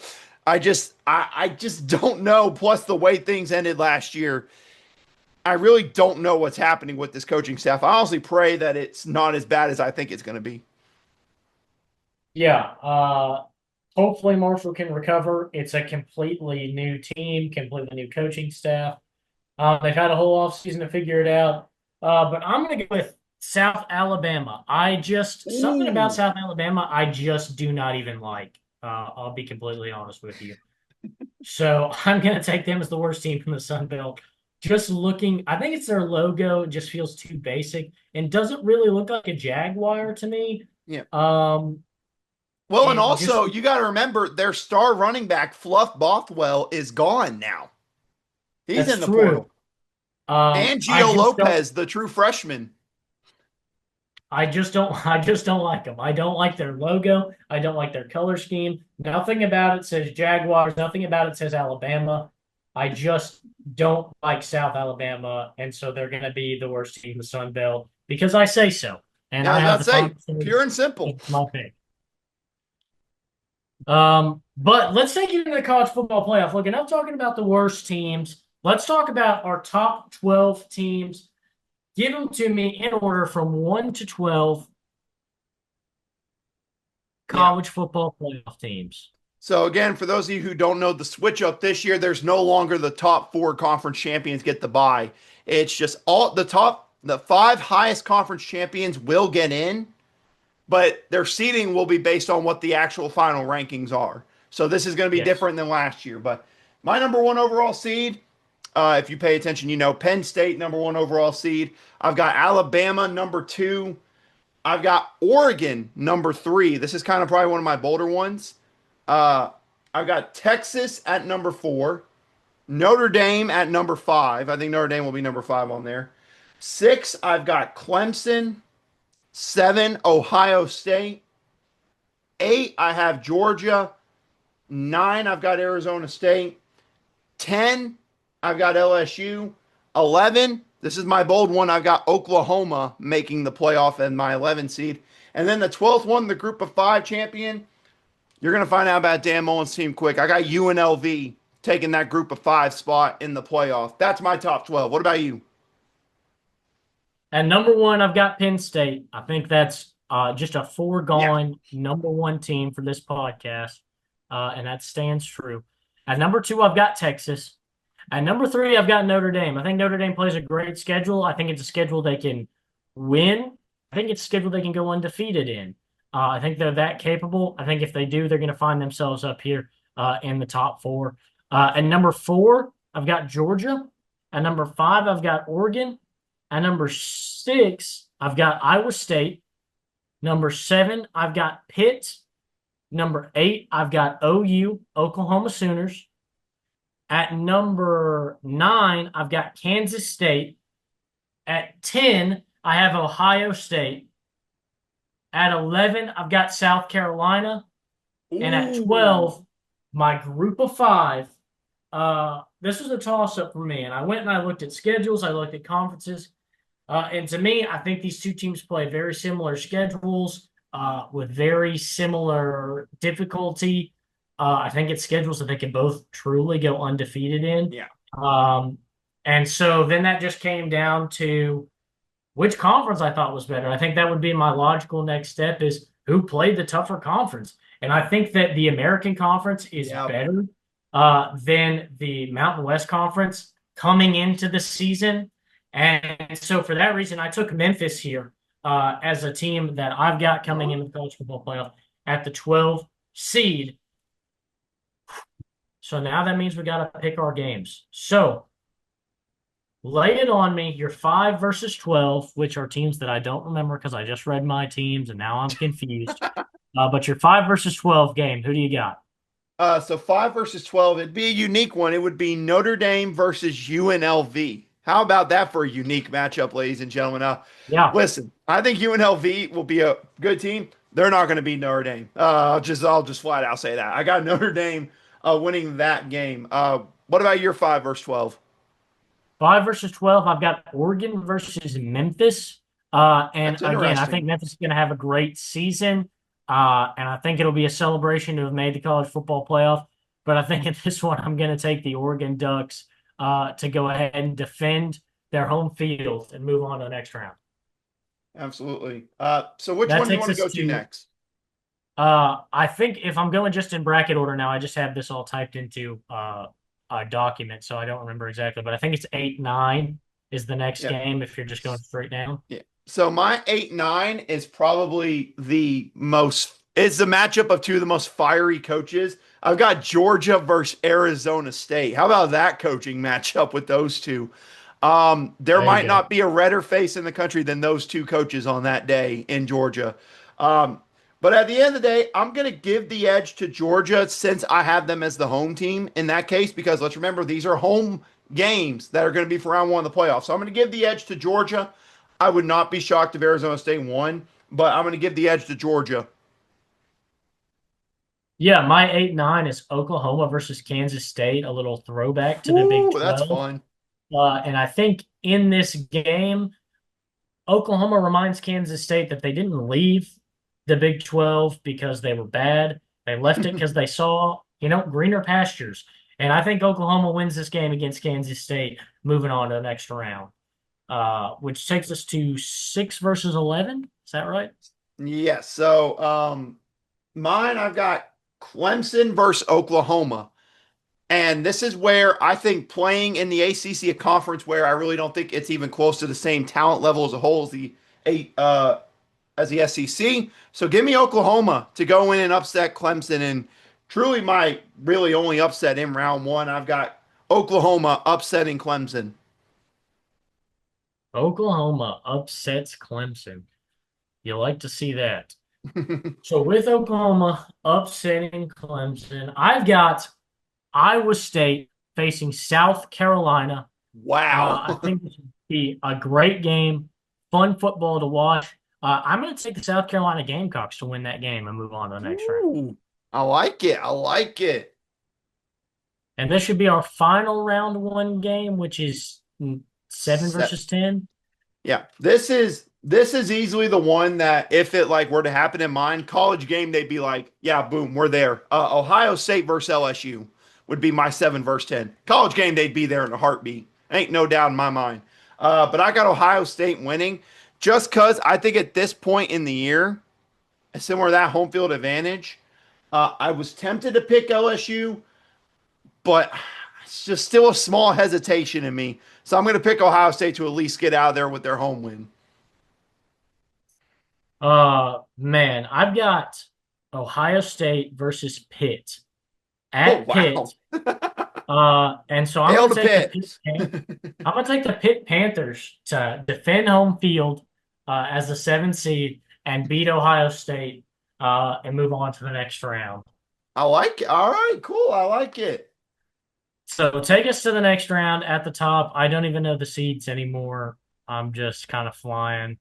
Do you want me just to go through the rest of the round? Like just go through the round? Yeah, just go ahead and give us the rest of your bracket here. Okay, so Georgia, number one Penn State versus number eight Georgia in the quarterfinal matchup. What a matchup that would be. Um, Guess what? In a realistic brain of mine, I'd pick Georgia. Guess what? It's not that. So I got Penn State winning that one. This is a fun 4 versus 5 matchup. Texas versus Notre Dame is a fun one. I'm going to give the edge to Texas solely because of the quarterback question with Notre Dame. That's my only reason. Besides that, I think they're perfectly matched up with each other. But the quarterback, I'm going to give the edge to Texas. How about this one? I got number 3 Oregon versus number 6 or number 11 Oklahoma. And this is where I think Dante Moore has a really good game here. So I'm going to pick Oregon to beat Oklahoma. And then I've got 7 seed Ohio State versus 2 seed Alabama. This is where Matt Patricia being your DC comes back to haunt you, Ohio State. I got Alabama winning this one, which makes my final 4 matchups Penn State versus Texas and Alabama versus Oregon. So my 4 versus 5, I've got Oregon versus Georgia. I'm taking 5 seed Oregon to beat Georgia here. I think it'd be a close game, but a phenomenal game that I really would like to see this new look Oregon offense take over and Dante Moore have a big game. Then I've got Penn State versus Oklahoma, and I'm of course going with the Penn State Nittany Lions to win this game. It'd be a heck of a game to watch. Two great offenses going at Yeah. it, but I'm going to take Penn State. Then I've got number 3 Notre Dame versus number 11 South Carolina, and a little bit of bias here, but I'm going to take the Irish in their defense to take advantage of a young Lenore Sellers and get the job done. And then Texas versus Pitt. This is where I think Texas runs wild and stops Pitt and moves on to that semifinal game. All So right. that So, gives me Notre Dame, Texas, and Penn State, Oregon in the conference finals oh, or wow. the semifinals. Yeah. My final 4, I got Penn State versus Texas. Ladies and gentlemen, if I've got Penn State going this far, do you really think I would stop at this point? Penn State makes the national championship. Alabama versus Oregon's a very intriguing game. At the end of the day, I'm going to go with the more experienced defense in the game. I'm going to give it to Alabama. So, my national championship, Penn State versus Alabama. And, ladies and gentlemen, if you really, really even have to think about who I'm picking for this, you've missed the entire episode. We are Penn State. James Franklin wins his national championship, and the Penn State fans can finally shut up about can we fire him? So we can shove about it. Penn State wins the natty. Perfect. I don't care what anyone says. So we start with Notre Dame, Texas. And look, kind of what you were talking about earlier with Notre Dame and Texas. I think this is where Notre Dame meets their match. Facing off against a great Texas team. I think the SEC champs win it, move on to the national championship, and then Oregon, Penn State. Unlike last year, I think if we get a Big Ten championship rematch, Penn State wins it. They move on to the national championship, and you already knew this was going to happen. Why did you even click on the video? You should have known from the very beginning what this was going to be. I have Penn State over the Texas Longhorns. We are Penn State. They are the national champions. Go ahead, Yes. write it down. Penn State and Indy Lions are going to win it all. It's all pointless. Everything we do this year, Penn State will win the national championship. Yes. And if they do, we will buy merch probably for their national championship. I will buy it. I'll just be honest with you. Yeah, That'll probably be my Christmas gift to you. Like a late Christmas gift at the end of January or February. Like I got you a Penn State national championship shirt. need it. That's gonna have to be what happens because I just don't know what else to do. But how about Yes, we get Penn to these State. awards? I'm ready to get to these awards, Austin. The good awards, you know what I mean? Yeah, let's start with the most disappointing award, the one you never want to receive ever in your whole entire life. That is going to be the most disappointing team of the year. Who do you have? This pains me to say it. It really pains me to say it, but there's just so many questions besides the one player on it. I have to do it. I'm sorry. I'm going to have to go with South Carolina. In that SEC with as many teams as there are. Plus, you remember how many one score games they won last year. Um, I just I think they'll still be good, but given the standards of what we think they could be, it will be a disappointing year for them. So I've unfortunately got South Carolina. It was between South Carolina or Illinois, and I thought the SEC is tougher than the Big Ten overall. So I gave the edge to South Carolina. I think they'll be good. I just don't think they'll be good enough to get in the playoff. Here, the disappointing team, it's a kind of a staple over the last couple of years for me to put this team here. I'm going to go with the Clemson Tigers. I'm not sold on the Clemson Tigers. I never will be as long as Dabo Swinney keeps his old-fashioned ways that don't work anymore. I don't think they'll win the ACC, even though they probably should. I think it's going to be a disappointment. A year where maybe we start to think about what does, a post-Dabo Swinney era look like for Clemson. I'm not saying they'll be fired. But I think it's going to be a question that's going to start to rack everybody's brains. This is a less competitive team under Dabo Swinney. I don't see them winning the ACC, and that's why I think it's a big disappointment. Kind of like you said way earlier in the episode, if they don't win the ACC, they're going to be the most disappointing team this year. Exactly. I think that's what's going to happen. Uh, so let's move on to the surprise team now, the polar opposite. So this is a team that, if you think about it, makes sense. It was the one I almost said. It's from the Big Ten. My surprise team, a team that I think will just barely miss the college football playoff. I've got the Washington Huskies. I think people forget how good of a job Jed Fish did in his first year last year. That was a team that was replacing essentially every player from a national championship contender, and they went 6-6 somehow. Now you're going into year two with him. People forget what he did in Arizona before he went to Washington. I think Damon Williams, the true freshman quarterback, is in for a fun year. He was runner up on my surprise player of the year award. So yeah, I think Washington, I'll be honest with you, I think Washington will upset Ohio State when they play in Seattle this year. That's probably one of my big upsets of the year. I'm high on Washington. I think it'll be similar to the year before Washington made the Natty with Michael Penix, where they're a 9-3 team, and you just look at them and scream, that team next year is going to be a preseason top 10 team. So I'm going to take Washington as my surprise team. For my surprise team, might come as a surprise to you, but I'm going to take the South Carolina Gamecocks. I know you have this as your most disappointing team. I think this team's going to come out and play above the standard, above expectations for a young quarterback. And, like you said, missing pieces like Rocket Sanders could have hurt this team. I think we see Lenore Stellars take a big step up and make some big plays and make the South Carolina team a contender. And instead of losing those close games last year, they're going to win those close games this year. Oh, isn't that just funny how that works out, ladies and Yeah. gentlemen? It is amazing. I swear we don't script this show out for you beforehand. I promise. Yeah, you think if we'd scripted, we wouldn't both pick Penn State to win the national championship. Yeah. But let's go with our surprise player of the year. It won't be a surprise to me, but I think to the rest of the country, I got Dante Moore as the surprise player of the year.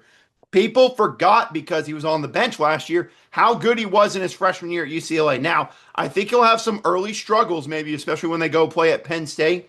But by the end of the year, you're going to see a lot of growth out of him. Again, I'll choose between him and Damon Williams at Washington. So yeah, I'm going to go Dante Moore to be the surprise player of the year, just because I don't think people remember how good he was and the sparks he showed as a freshman. Yeah, with my surprise player of the year, I'm going to go with Caden Salter. Now that he's at Hey, Colorado, I he's going like to have a that. bigger spotlight. But with drama down at Colorado and maybe expectations a little bit lower, I think that this team's going to come in. I don't think they're going to go to the Big 12 championship, but I think we're going to see the best looking Colorado team we've seen. And I think Caden Salter is going to have a really big year as the quarterback of the Buffaloes in this offensive scheme that I think screams success for Caden Salter. I like it. So let's talk Coach of the Year now. And we've had some fun names thrown around here, but let's try and make a projection right off the top for this team, So for my this coach coach. of the year is James Frank. I'm kidding. No, I'm kidding. No, it's gonna be. I'm gonna roll with Jed Fish again. We're gonna have our first multi-time Coach of the Year award winner this year in Jed Fish. Again, I'm high on what Washington can be this year. I would not be shocked at the end of the year if they somehow sneak into the playoff, but I think they might come up just short this year, but he'll look at the growth he's done in 2 years there. I'll pick Jed Fish as my coach of the year. I almost did the same thing. I almost had my coach of the year and surprise team coincide, but I wanted to give a nod to another team I think is going to be good this year. Another coach I think is going to be great. And I'm going to go with Pat Narduzzi at Pitt. I like what this That's team's a putting good together. one. I think they're going to be a good team. And I think a coach that's been there since 2015, we're talking about 10 years now. I think the success is going to pay off, and there's going to be a guy we're going to be giving credit for being such a great coach I think so. at Don't the forget end. about Brent Key. Brent Key was runner up on mine for Georgia Tech. I think he's got a really good chance at it.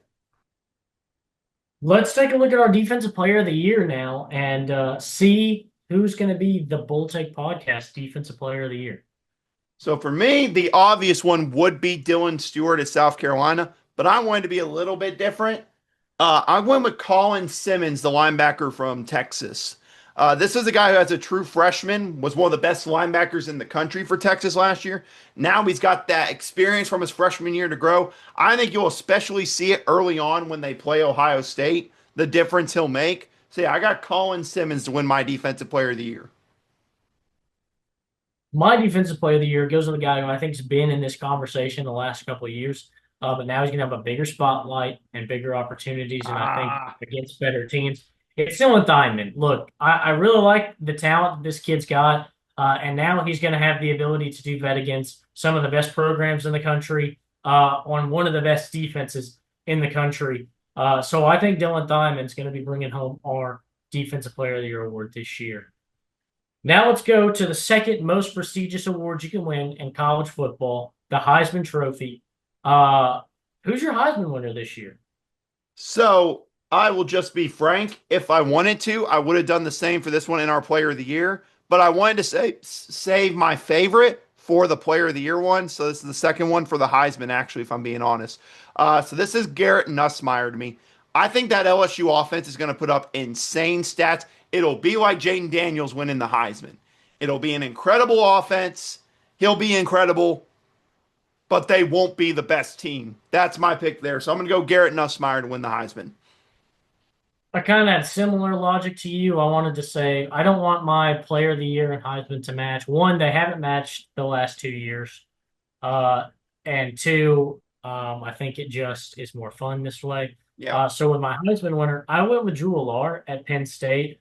I like My it. big I thing go there. here is that kind of coming into last year, we knew how good of a quarterback he was, but it was going to be the question of how passive is this offense going to be? And we saw this offense take chances, and we saw Drew Allar really step up big, playing quarterback and making big throws. So I think now with that attention and kind of, he got the NFL team saying, hey, come to the draft, come to the draft. And he got Penn State and teams trying to get him into the transfer portal saying, hey, come back to college football. He's got a big spotlight on him. I think he lives up to that moment, and he's going to have the attention of the media to win that Heisman Trophy as a quarterback. I think he's going to have a big year, especially if Penn State can win the Big Ten and be the number one seed in the college football playoff. This is a guy that can probably bring home the Heisman Trophy.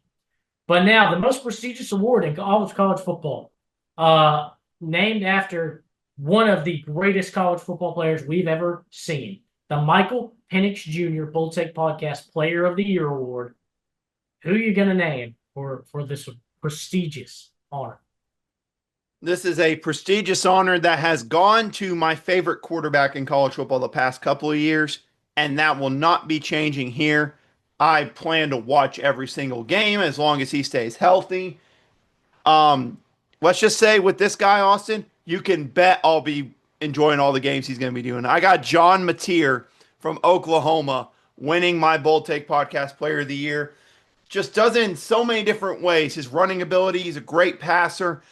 Again, I'm with you. I think he's going to thrive in this offense with Oklahoma, especially with his coordinator coming over and Jaden Knott. I think you're going to see him be the key reason that Oklahoma gets into that playoff at the end of the year. So absolutely, I'm going John Mateer. This was one that when the very first award that I did whenever I was doing my predictions, I wrote this one down immediately because I knew it was going to be my pick. So, but enough about me. Who do you got? Because you nailed it right on the money with Ashton Genty last year. So who do you got this year? Yeah, look, this is a great award. And like you kind of did, you're going with your favorite guy. This is my favorite guy coming into the season. This is a guy and a team I've talked about a lot, how excited I am they're going to go, what they're going to do this season. So my Michael Penix Jr. Take Podcast Player of the Year. It's going to go to Lenore Sellers. I think we're going to see this guy Yeah. step up big, make something happen, and help with these South Carolina Gamecocks. Uh, I'm excited for what this season could be. I think there's a lot of great options. But yeah, I had to go Lenore Sellers. I had to go with the guy that I think is going to have the biggest season and going to be my favorite guy coming into the season to watch. All right. That's what I love to see. Hey, October 18th, Lenore Sellers versus John Mateer. Is that the Bold Take Podcast game of the year, ladies and gentlemen? It might be. I don't know. We're going to find out. Yeah, we're gonna see. Coming in from the preseason, it certainly looks like it. But finally, let's wrap it up here. We've got some week zero game picks to make, and then we've got a bet of the Yes. week. So let's do it. Back again for the 2025 season. Bold Take Podcast game picks. Look, let's start with Fresno State versus Kansas. Who do you got winning this game? I am intrigued to see what Kansas will be this year if everyone can stay healthy and they can start the season strong. I'm going to pick them to win, but I'm similar to you. I think Fresno, it isn't my bet of the week for week zero, but Fresno plus 12.5 is one to keep an eye on. I think Fresno can keep this close. Yeah, this is going to be a fun game to watch. I think it's going to be a great way to get going this weekend. But look, I like Kansas and I like Jalen Daniels, and I hope this team plays really well this season. But here, I'm going to take Fresno State. I think this is the better Yeah. team coming into this game. I like Fresno State to take this game against Kansas and start us off hot this season. Then we've got a big old matchup in Conference USA in week zero. Sam Houston versus Western Kentucky. Who do you got taking game one? I'm gonna take Western Kentucky mainly because Sam Houston's entire coaching staff's gone. Western Kentucky still has the head coaching staff there, is the head coach there, and some of the other coaching staff there. So I'm gonna pick Western Kentucky to win it. Yeah, just nothing else to say. I think Western Kentucky will handle this one. Yeah, I'm with you here. I think Western Kentucky gets the job done. They win and they start their path to winning the Conference USA this year.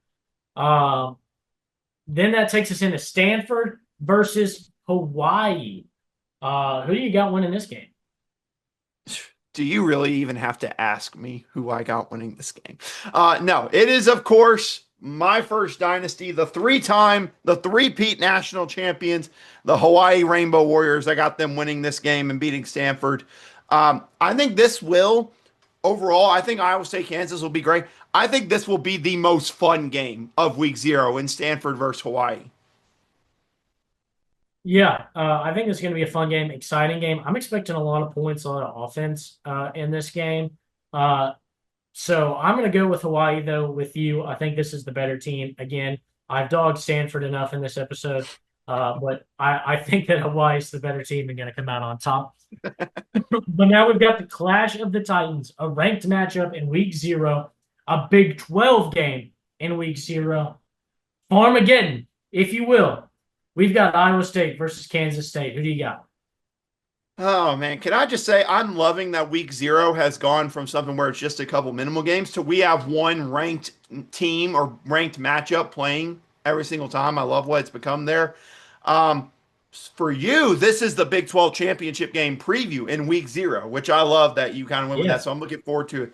Um, I think both teams are extremely talented. I think this is a low scoring grudge match.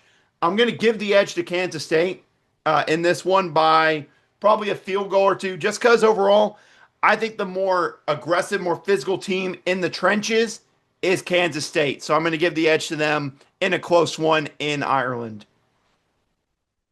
I'm going to go with the team that I like more, I lean towards more. Obviously, if you watch the episode, you kind of see where this is going. But I'm going to go with Iowa State. This is the team I like coming out at the beginning of the season. But I think this is going to be a great game. I could really see this game maybe going into overtime and really I giving us agree. a thriller to open up the college football season. But yes, I'm going to go with Iowa State to win this game against Kansas State. Now it's time to get to our favorite tradition, our final bit of knowledge here as we start off our college football season, our first bet of the week. And I've only got one this week. I wanted to stay I've light only and got easy one for as week well. 4. I'm hoping I'm not going against you on this like I did last year. Thank God You might Hawaii's be. not playing Delaware State again. Thank Yeah. God. So for mine, it is in Farmageddon. Uh, I already predict this to be kind of a low scoring game. So give me Iowa State, Kansas State. It's currently at 49.5. I'll take the under in that one. I think this is a game that will be close to that total. I don't think it'll go over to 50 points though. So yeah, I'm going to take the under 49.5 in Farmageddon.